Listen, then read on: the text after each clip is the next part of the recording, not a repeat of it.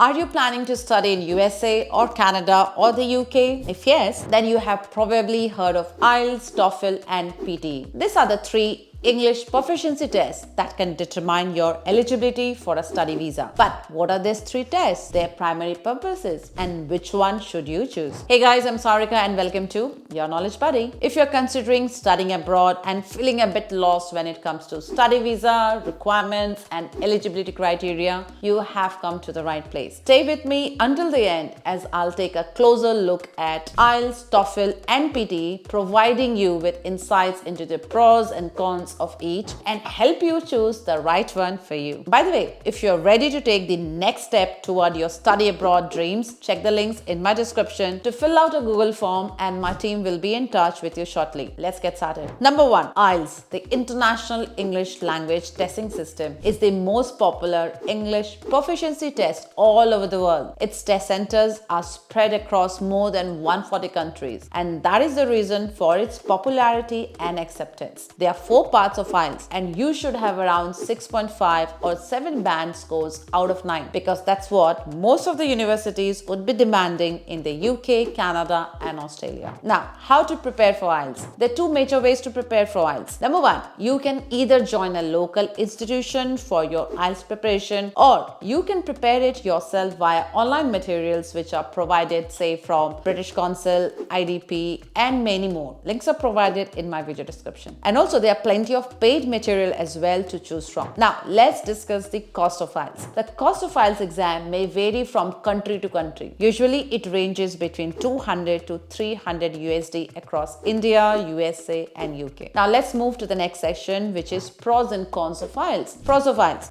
Number 1, IELTS popularity is one of the major advantages of IELTS and most of the universities across the world accept IELTS score. Number 2, there is no pass or fail situation. Instead, it is a band scoring pattern from 0 to 9. Number 3, IELTS is more inclined towards UK English. So if you want to study in the UK and Canada, IELTS is a way to go. Now let's talk about cons. Number 1, IELTS has a limited slots and you may need to reserve your seat around a month before the test. Number 2, in some countries, a computer-based version is not available. Now let's move to number 2, which is TOEFL. TOEFL, which stands for Test of English as a Foreign Language, is the oldest test format that was introduced in 1964. It is more inclined towards American English, and that is why most American universities are adamant to TOEFL instead of IELTS. It is used by over 10,000 institutions in 160 countries. The TOEFL test is divided into 4 sections: reading, listening, speaking, and writing. Each section is scored on a scale of 0 to 30 with a total possible score of 120. Now, the cost of TOEFL. The exact cost of TOEFL may vary from country to country. Average cost is around 200 USD. Now, how to prepare for free TOEFL? There are several websites that offer free preparation material for TOEFL. My top 3 suggestions for free TOEFL preparation material would be: number 1, Class Central, number 2, Magoosh, number 3, Global Scholarships. You can check for their links in the description. Now, let's discuss the pros and cons of TOEFL. Pros of TOEFL.